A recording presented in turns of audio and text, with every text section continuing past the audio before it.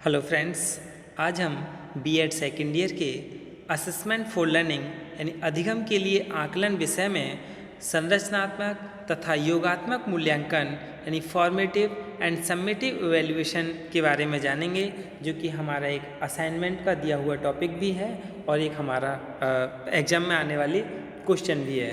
तो संरचनात्मक तथा योगात्मक मूल्यांकन जानने से पहले हम मूल्यांकन के बारे में जान लें कि मूल्यांकन क्या है। संरचनात्मक मूल्यांकन तो हम इसे माइक्रो इवैल्यूएशन कह सकते हैं, यानी सूक्ष्म मूल्यांकन, और योगात्मक मूल्यांकन यानी इसे हम मैक्रो इवैल्यूएशन भी कहते हैं। मैक्रो इवैल्यूएशन यानी थोड़ा विस्तृत मूल्यांकन। इसे हम परीक्षा यानी जो हम अधिगम कर रहे होते हैं उस समय इसका प्रयोग किया जाता है, जैसे मासिक परीक्षा, त्रैमासिक परीक्षा, और ये वाला जो शिक्षण अधिगम प्रक्रिया है उसके उपरांत यानी बाद में किया जाता है, जैसे वार्षिक परीक्षा। तो ये हमारा योगात्मक मूल्यांकन है। तो हम सबसे पहले मूल्यांकन के बारे में जान लें कि मूल्यांकन क्या है। मूल्यांकन का संरचनात्मक तथा योगात्मक रूप में वर्गीकृत मिचेल स्क्रीवेन ने 1967 में मूल्यांकन की भूमिका का उल्लेख करते समय किया। यानी मूल्यांकन की जो भूमिका है उसका उल्लेख करते समय मिचेल स्क्रीवेन ने इसका वर्गीकृत किया था। इसी को आधार मानकर स्क्रीवेन ने इन दोनों प्रकार के मूल्यांकन का विभेद स्पष्ट किया, यानी अंतर किया। तो मूल्यांकन क्या है? मीनिंग ऑफ इवैल्यूएशन यानी शिक्षण के पश्चात शिक्षण की सफलता को ज्ञात करने के लिए परीक्षाओं का आयोजन किया जाता रहा है। वर्तमान में प्रश्न के माध्यम से छात्रों के ज्ञान का पता लगाने की परंपरा रही है।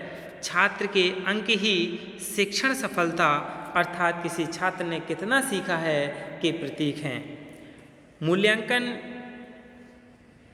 प्रक्रिया में निम्न 3 बिंदुओं पर विचार किया जाता है। वो 3 बिंदु कौन कौन से हैं? पहला है उद्देश्य की प्राप्ति किस सीमा तक हुई है, और कक्षा में दिए जाने वाले सीखने के अनुभव कितने प्रभावोत्पादक रहे हैं।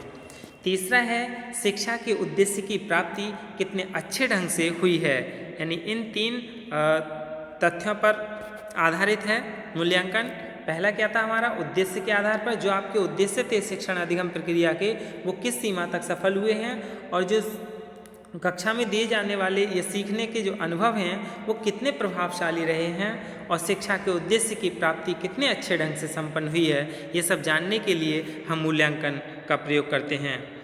शैक्षणिक उद्देश्य, सीखने के अनुभव तथा व्यवहार परिवर्तन मूल्यांकन प्रक्रिया के विभिन्न अंग हैं तथा मूल्यांकन प्रक्रिया से जुड़े हैं। अब हम मूल्यांकन के कार्य जान लें। मूल्यांकन के कार्य क्या हैं? पाठ्यक्रम एवं कार्यक्रमों की प्रभावशीलता का निश्चय करने के लिए मूल्यांकन का कार्य है।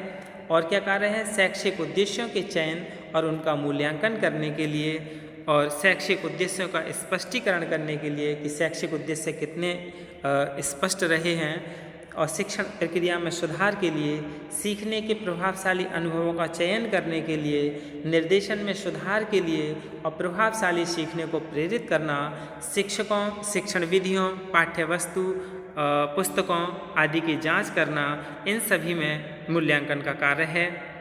अधिगम की सफलता शिक्षण अधिगम प्रक्रिया पर निर्भर करती है, अतः मूल्यांकन शिक्षण अधिगम प्रक्रिया के स्तर पर प्रारंभ होना चाहिए, जिससे कि समय, शक्ति तथा संसाधनों के अपव्यय को रोका जा सके।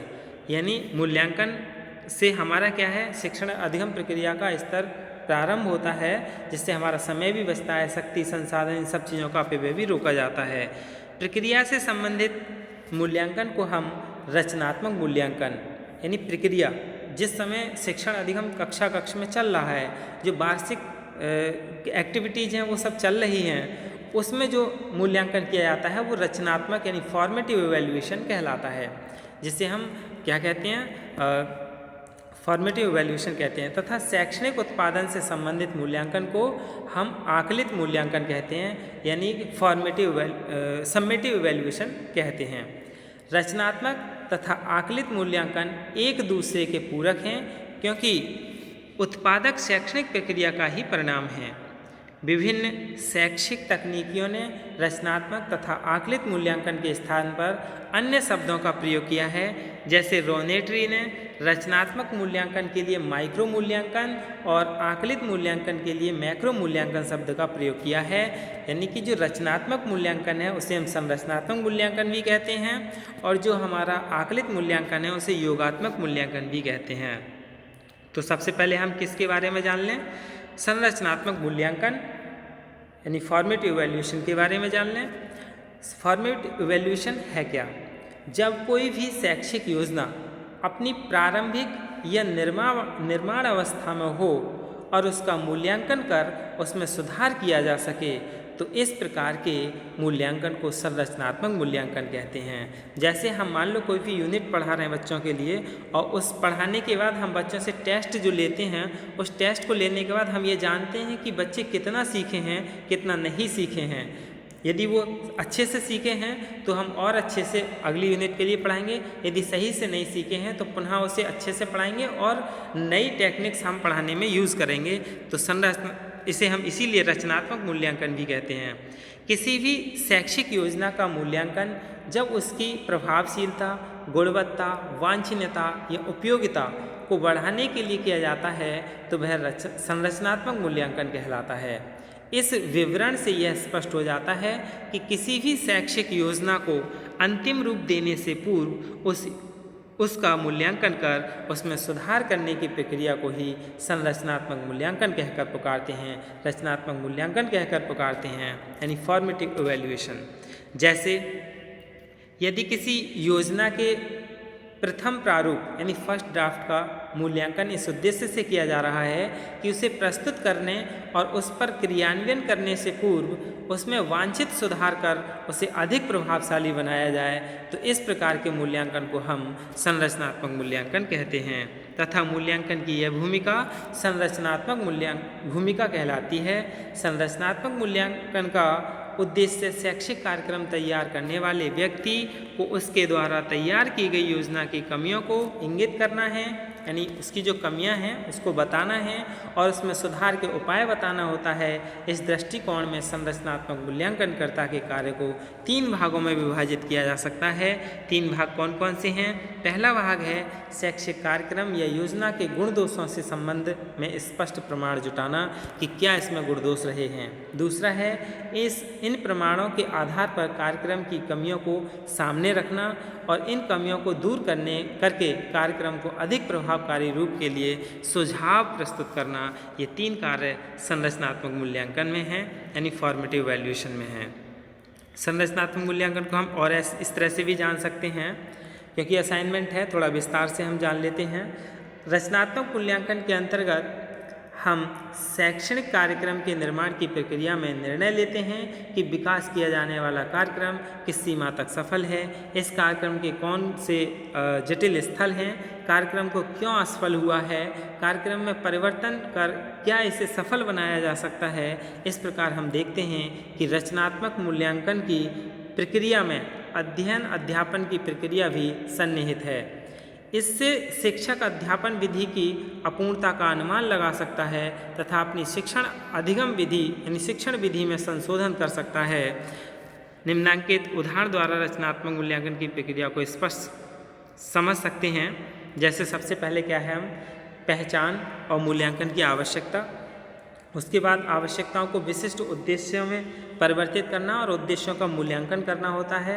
शिक्षण नीति निर्धारण और निर्धारित उद्देश्यों के परिप्रेक्ष्य में शिक्षण नीति की क्षमता का मूल्यांकन किया जाता है। फिर संपूर्ण पाठ्यक्रम की रूपरेखा का नियोजन किया जाता है और उसके बाद फिर सफलता देखी जाती है कि कितना हुआ है, प्रणाली की प्रारंभिक जांच तथा मूल्यांकन, और फिर असफलता जानते हैं कि फीडबैक के द्वारा, फीडबैक प्रदत्तों द्वारा पुनरीक्षण तथा संवर्धन, और फिर हम इन सब में क्या है सुधार करते हैं, इन चीज़ों में उनका सुधार किया जाए। इस तरह से क्या ये चक्र चलता रहता है। इसके बाद अब हम योगात्मक मूल्यांकन के बारे में जान लें, यानी सम्मेटिव इवैल्यूएशन, जिसे आकलित मूल्यांकन भी कहते हैं, यानी मैक्रो इवैल्यूएशन।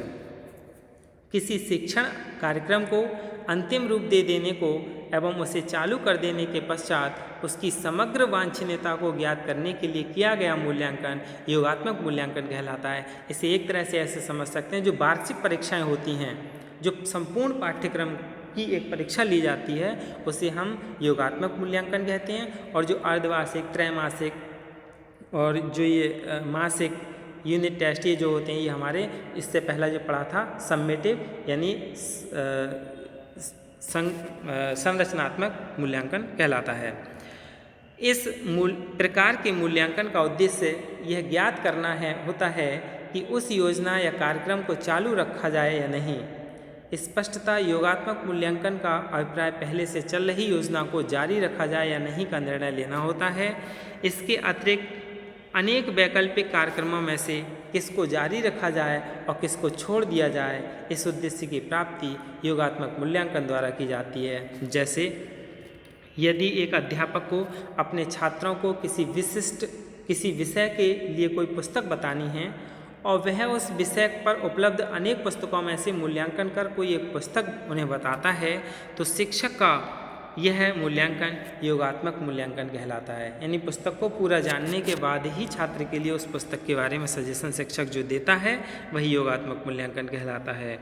संरचनात्मक तथा योगात्मक मूल्यांकन की हम तुलना यानी comparison of formative and summative valuation जान लेते हैं कि क्या तुलना है इन दोनों में।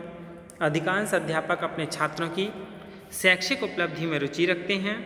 छात्रों की शैक्षिक उपलब्धि का मूल्यांकन संरचनात्मक तथा योगात्मक मूल्यांकन दोनों ही रूप में किया जा सकता है। जब कोई शिक्षक छात्रों की उपलब्धि का मूल्यांकन पाठ्यक्रम की समाप्ति पर या शैक्षिक सत्र की समाप्ति पर करता है, तो वह योगात्मक मूल्यांकन कहलाता है। परंतु जब यह मूल्यांकन पाठ्यक्रम चलने की अवधि या सत्र के मध्य में किया जाता है, जिससे पढ़ाने की विधि में सुधार किया जा सके या छात्र की कमियों को दूर किया जा सके, तो वह मूल्यांकन संरचनात्मक मूल्यांकन कहलाता है। यानी इसे रचनात्मक मूल्यांकन भी कहते हैं। संरचनात्मक मूल्यांकन द्वारा शिक्षक और छात्रों को पृष्ठपोषण यानी फीडबैक प्राप्त होता है। इस प्रकार संरचनात्मक मूल्यांकन द्वारा अल्पकालिक निर्णय लेने में सहायता मिलती है, जबकि योगात्मक मूल्यांकन दीर्घकालिक निर्णयों को लेने में महत्वपूर्ण भूमिका निभाता है।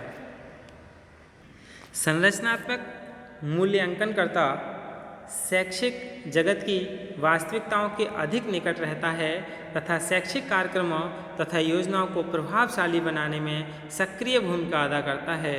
वह योजना निर्माण समिति का सक्रिय सदस्य होता है और उसके सुधार तथा उसे प्रभावकारी बनाने के लिए सदा सक्रिय भूमिका अदा करता रहता है।